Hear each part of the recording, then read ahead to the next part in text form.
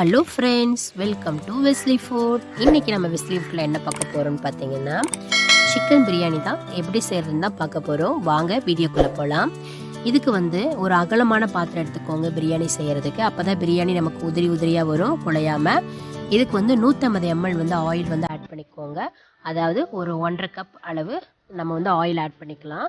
Oil லைட்டாக heat ஆனதுக்கப்புறம் ஒரு 50 ml நமக்கு நெய் ஆட் பண்ணிக்கலாம். அதாவது 1/4 கப் இல்லாட்டி 1/2 கப் ஆட் பண்ணிக்கோங்க. இது ரெண்டும் ஹீட் ஆனதுக்கப்புறம் 1 டேபிள் ஸ்பூன் பெருஞ்சீரகம் ஆட் பண்ணிக்கலாம். பெருஞ்சீரகம் ஆட் பண்ணதுக்கப்புறம் நம்ம பிரியாணி இலை, அப்புறம் இந்த ஸ்டாரு இதெல்லாம் இருக்கும் பார்த்தீங்களா, கடையில் கேட்டு பார்த்தீங்கன்னா தெரியும். எல்லாமே ஒரே பேக்கெட்டில் போட்டு வச்சுருப்பாங்க. அது 2 பேக்கெட் நான் ஆட் பண்ணியிருக்கேன். இது நல்லா பொரிஞ்சு வந்ததுக்கப்புறம் நம்ம 8 பச்சை மிளகாய் ஆட் பண்ணிக்கலாம். உங்கள் காரத்துக்கு ஏற்றபடி நீங்கள் ஆட் பண்ணிக்கோங்க. நான் 8 பச்சை மிளகாய் ஆட் பண்ணியிருக்கிறேன். இது நல்லா பொரிஞ்சதுக்கப்புறம் நான் ஒரு 8 மீடியம் சைஸ் பெரிய வெங்காயம் இந்த மாதிரி ஸ்லைஸாக கட் பண்ணியிருக்கேன். அதையும் ஆட் பண்ணிக்கலாம். அதை ஒரு 5 to 10 மினிட்ஸ் மீடியம் ஃப்ளேமில் நம்ம வேக வைக்க போகிறோம். இதை நல்லா மிக்ஸ் பண்ணி விட்டதுக்கப்புறம் வெங்காயம் சீக்கிரம் வேகிறதுக்காக இதுக்கு தேவையான அளவு நான் உப்பு ஆட் பண்ணிக்கிறேன். இதை நல்லா மிக்ஸ் பண்ணி விட்டுட்டு நம்ம இதை கொஞ்சம் ஒரு 10 to 15 மினிட்ஸ் மூடி போட்டு நம்ம என்ன பண்ணிக்கலாம்னா ஃப்ரை பண்ணிக்கலாம். இந்த மாதிரி வரும். இந்த மாதிரி வந்ததுக்கப்புறம் நம்ம ஜிஞ்சர் கார்லிக் பேஸ்ட் ஆட் பண்ண போகிறோம். அது ஒரு 50 கிராம், அதாவது ஒரு கப்பு. பெரிய ஸ்பூனாக இருந்தால் 2 டேபிள் ஸ்பூன் ஆட் பண்ணிக்கோங்க. ஆட் பண்ணி விட்டுட்டு நல்லா மிக்ஸ் பண்ணி விட்டுருங்க.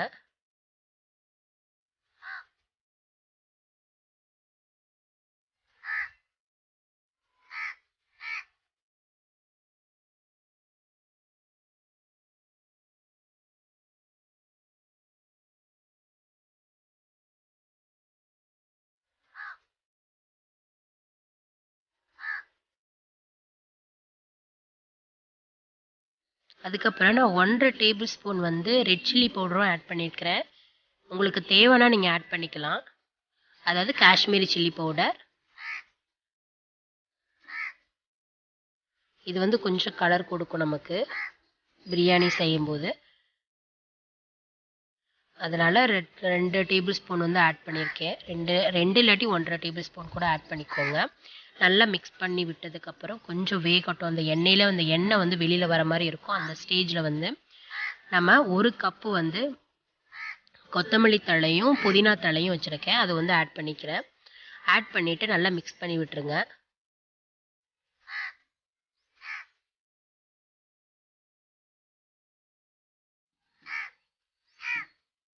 நான் அந்த பாத்திரத்தில் அடுப்பில் வைக்கிறதுக்கு முன்னாடி நான் 2 கிலோ அந்த ஜீரக சம்பா ரைஸை நான் தண்ணியில் ஊற வச்சுட்டேன்.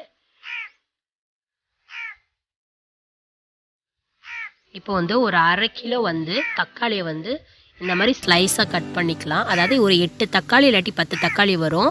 இந்த மாதிரி ஸ்லைஸாக ஆட் பண்ணி நம்ம கட் பண்ணி ஆட் பண்ணிக்கலாம். தக்காளி தான் நமக்கு நல்ல டேஸ்ட் கொடுக்கும் பிரியாணிக்கு. அதுக்கு அதிகமாக ஆட் பண்ணாலும் நமக்கு புளிப்பு வந்துடும். அதனால் கரெக்டாக ஆட் பண்ணிக்கோங்க. தக்காளி மட்டும் கம்மியாக ஆட் பண்ணாலும் நம்மளுக்கு டேஸ்ட் வராது பிரியாணிக்கு. அதனால் கரெக்டாக நம்ம தக்காளி ஆட் பண்ணிக்கலாம்.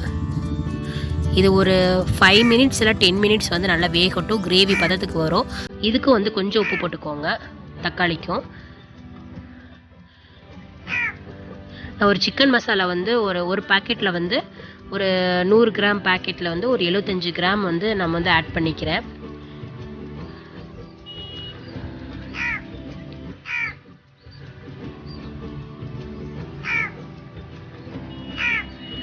ஆட் பண்ணிவிட்டு நல்லா மிக்ஸ் பண்ணி விடுங்க. நல்லா கிரேவி பதத்துக்கு வரும். ஒரு 10 மினிட்ஸ் இல்லாட்டி 5 மினிட்ஸ் நம்ம மீடியம் ஃப்ளேமில் வச்சு நல்லா வேக விடலாம். நமக்கு எண்ணெய் பிரிஞ்சு வரும். அந்த அளவு ஆட் பண்ணிக்கலாம். இந்த மாதிரி வந்ததுக்கப்புறம் கரம் மசாலா ஒரு 1/4 கப் ஆட் பண்ணிக்கலாம். நல்லா கிரேவி பதத்துக்கு வரும். நல்லா மிக்ஸ் பண்ணி விடுங்க.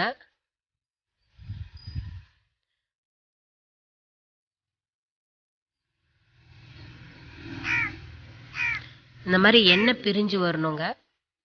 எண்ணெய் பிரிஞ்சு வர அந்த ஸ்டேஜில் நம்ம 2 கிலோ சிக்கனை நம்ம ஆட் பண்ணிக்கலாம். அந்த சிக்கனை ஒரு 10 மினிட்ஸ் நம்ம பாயில் பண்ணால் போதும். அதாவது வேக விட்டால் போதும். அதுக்கப்புறம் ஒரு கப் வந்து கேர்டு வந்து நான் ஆட் பண்ணியிருக்கேன். ஃப்ரெஷ் கேர்டாக எடுத்துக்கோங்க. இதையும் நல்லா மிக்ஸ் பண்ணி விட்டுருங்க.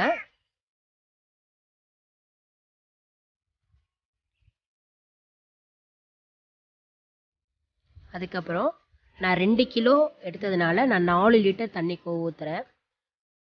1க்கு 2 கணக்குங்க. இது 10 நிமிஷம் ஊற வச்சுருந்தனால சீரக சம்பாவை நம்ம வந்து ஆட் பண்ணிக்கலாம். தண்ணி கொதிச்சதுக்கப்புறம் நம்ம அரிசியை வந்து ஆட் பண்ணணும். ஆட் பண்ணிவிட்டு நம்ம வந்து ஒரு 15லேருந்து ஒரு 20 நிமிஷம் வந்து வேக விடலாம். கடைசியாக வந்து ஒரு லெமன் ஜூஸ் வந்து ஆட் பண்ணிக்கோங்க. ஒரு லெமனை கட் பண்ணி இந்த மாதிரி ஜூஸ் வந்து ஆட் பண்ணிக்கலாம். இதில் வந்து ஒரு 15லேருந்து 20 நிமிஷம் அந்த தண்ணி வத்துற வரை வந்து நம்ம வந்து கேஸ்லேயே தான் வேக வைக்க போகிறோம். வெந்ததுக்கப்புறம் வந்து நம்ம தம் போட்டுடலாம். நான் வந்து இந்த நெருப்பில் வச்சு தம் போட்டிருக்கேன். நீங்கள் வந்து கேஸ்லேயே வந்து வச்சுட்டு கூட நீங்கள் தம் போடலாம். கீழே வந்து ஒரு தோசைக்கல்லை வச்சுட்டு மேலே வந்து வெயிட்டான ஒரு பாத்திரம் தண்ணி ஊற்றி வச்சிட்டிங்கன்னா தம் ரெடி ஆயிரும். நமக்கு தேவையான சிக்கன் பிரியாணி வந்து இப்போ ரெடி ஆயிடுச்சு.